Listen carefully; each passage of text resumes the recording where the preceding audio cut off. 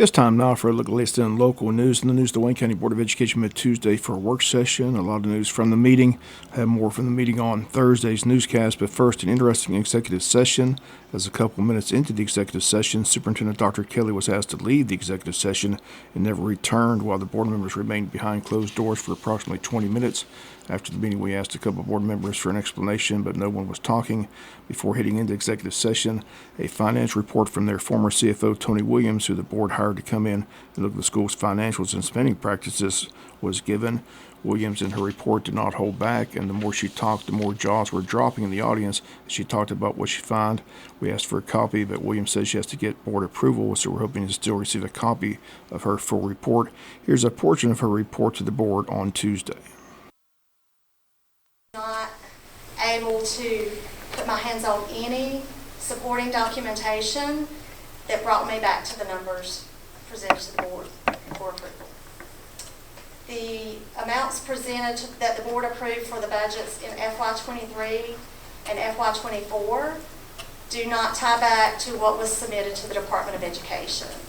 So each year the school board has to report your original budget, your final budget with all amendments, and then your actual figures. So the original budget for FY23 and FY24 that the board approved, did not tie back to what was submitted to the Department of Education. Those figures were off due to the consolidation and the way the district was reporting consolidation.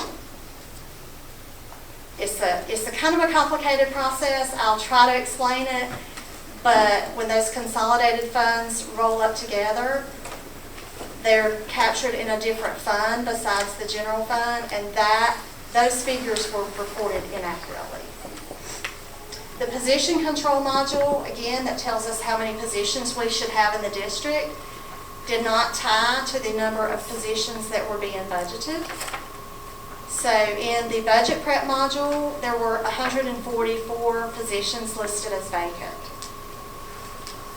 The consolidated funds were not accurately being reported to the board as part of the budget approval process. The line item details were not reviewed from year to year. There were amounts left in the budget from prior year grants that the district no longer received. Those were never removed from the budget. And there were grants in the budget that had expenditures budgeted but no revenue. The budget prep module has employees charged to federal programs that are actually part of the consolidation. The budget prep module had employees charged to ESSER 3 ARP. Those are the funds that are ending in September the 30th. So there's no possible way to pay employee salaries out of FY25 budget out of ESSER because those funds are going away. I could not find any evidence of the budget prep module being utilized to calculate the non-certified employees' health insurance. And in at least one year, when the board was presented with what the beginning fund balance should be for that budget year, it was not calculated correctly. And once again, those comments as former CFO Tony Williams, that was a portion of her report given last night to the Board of Education. Once again, her report simply did not paint a good picture of the school's finances, and she was asked by Board Member Todd Wise if she was given all the information that she requested to do her job, which she stated no, she did not. She did say that she did not find anything illegal or immoral, but her report did not shine a very good picture of the school superintendent, the CFO, and others in the office who have certain responsibilities. She pointed out that Wayne County has 42 uncertified teachers in the school system, and Williams says that is simply costing the school system a lot of money. Again, it was a very lengthy report, did not shed a very good picture of the school system's finances or handling of the budget. Again, we hope to get a copy of her full report, and if we do, we'll have more on her findings. Again, after this scathing report, the board went into executive session. Again, the school superintendent was asked to exit from the executive session, which is highly unusual. But again, under comments by the board members and school superintendent at the end of the meeting, nothing was even mentioned about Williams' report or why the superintendent was asked to leave the executive session. We'll be back with more from the meeting right after this word from our sponsor of the commercial messages, so please stay tuned. More from the school board meeting Tuesday. First, an update on the air conditioning issue at the high school. School Superintendent Dr. Kelly told board members Tuesday that it's a simple control issue, that it should be corrected in the next few days. And the main problem in the high school gym and a couple classrooms. The volleyball team held a scrimmage with Wayne Christian Academy without air conditioning on Monday. Superintendent says everything should be up and running in a couple of days. A lot of discussion last night and disagreement on the ag building and ROTC facility and cost of those facilities. But decisions were made Tuesday. The issue, of course, money. Here was Board Member Carrie Yarborough addressing the cost of the issue of the ag building. What aggravates me is the disconnect. My district is rural. It is ag. It is people, kids outside farming and all that. This whole process, I've had one person call me and want to spend this much money on this. One person out of all the districts in Wayne County. And I told myself when I did this, I will be an echo of the concern of our taxpayers. So I can't sit here and say, yeah, we need to spend $6 million when Pierce County spent 4.5 and got everything they need to educate their kids in ag. I can't do it because I got to live here. My kids got to live here. And I have the total kids. price of everything was the 7.2 or whatever. That's the total price of both facilities. That's not the total price of the ag facility. The ag facility runs, what's the price of it? Ag facility is 6.4 million on the first round and it goes from 5.3 to 6.3 million in the second round. 6.3 in the second round? Yes, ma'am. Okay. Board member Sharon Daniels said that she felt the board was simply building the bare minimum. Here were her comments on Tuesday. I'm going to say this.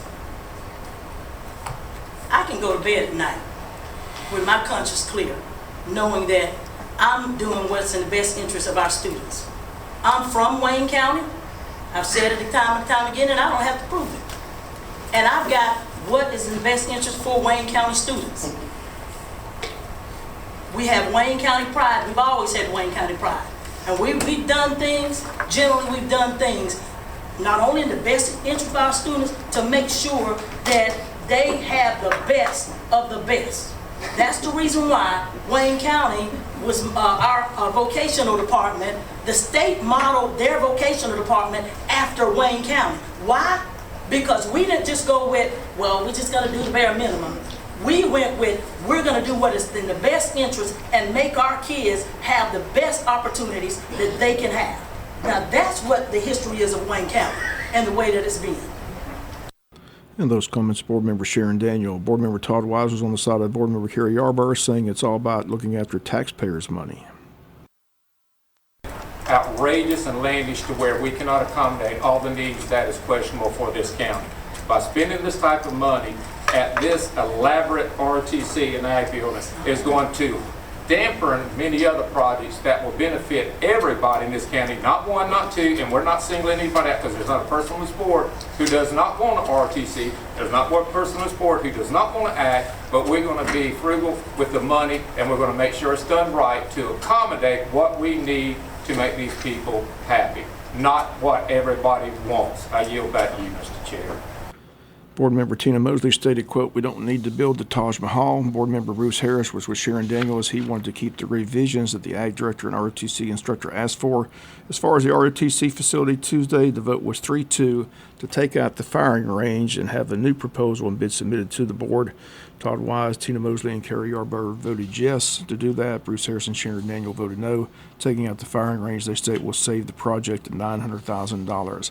As for the ag facility, the discussion was, do they come up with a simple price tag that they feel is right, or do they come up with the square footage that they'd like to see the facility have? Superintendent told the board members, quote, "You can do whatever you want," end quote. After a lengthy discussion, Todd Wise motioned to go with 22,000 square feet to the cost of $5 million. That vote was unanimously approved last night by the Board of Education. So now it's about new drawings and new bids, but they have voted on what the majority of the board wants to see in those two facilities. Personnel always approved, certified recommendations. Coach John Krager is coming back to Wayne County. He'll be at Arthur Williams Middle School. Benjamin Agretti, Wayne County High School; Elizabeth Mosley, Martha Bucket Middle School; Joshua Mark Robinson, Martha Ross Smith Elementary; certified resignations: Amanda Hayes, Arthur Williams Middle School; Gladys Renee Lee, Arthur Williams Middle School; classified recommendations: Dana Flowers, Martha Ross Smith Elementary; Elizabeth Garcia, Scriven Elementary School; Lori Jackson, Martha Ross Smith Elementary; Mallory Stevens, James E. Bacon; Shaquita Trice, Martha Ross Smith Elementary; classified resignations: Terry Barnhill, Martha Ross Smith Elementary. Again, that's a look at some of your school board meeting. We'll have more tomorrow. The city of Jesup also met last night. We'll have a full report on that meeting on Thursday's newscast as well. When we come back, some activity in the Wayne County Courthouse this week. We'll come back, take a look at all that right after this word from our sponsor, other commercial messages, so please stay tuned. Final notes in the news. This week in Wayne County Superior Court on Monday, former Wayne County High School ROTC instructor Harold Douglas Hill pled guilty to false imprisonment, sexual battery, and battery in the assault of one of his female students. Incident occurred on the campus of Wayne County High School, and Hill was released of his duties at the high school and arrested by law enforcement. Again, pleaded guilty in court Monday in front of Superior Court Judge Anthony Harrison. Judge sentenced Hill to a total of 10 years, with the first 4 years to be served in prison, the remainder on probation. Also ordered to surrender his teaching and instructor certificate. Cannot ever be a school teacher. Again, arrested and pled guilty. Again, cannot teach or instruct anyone under the age of 18. Young girl's family is suing the Wayne County school system, and that lawsuit's still pending at this time. But again, former ROTC instructor Harold Hill was sentenced to 10 years, first 4 to be served in prison. Also announced in court this week, a date for the case of the state of Georgia versus Landis Paul Brown has been set. Jury selection set for August 26. Brown faces charges of malice murder, felony murder, other charges in the shooting death of Zachary Johnson. Shooting occurred back on February 3rd of 2023. WIFO was at the courtroom during the bond hearing, in which bond was denied in the case. Brown has remained in custody since his arrest, and Judge Anthony Harrison will be presiding over the case. Jury selection scheduled for that August 26th date. And the court hearing for that 11-year-old juvenile who faces criminal charges of involuntary manslaughter and simple battery in connection with the death of 8-year-old Noah Bush set for August 22nd in courtroom C.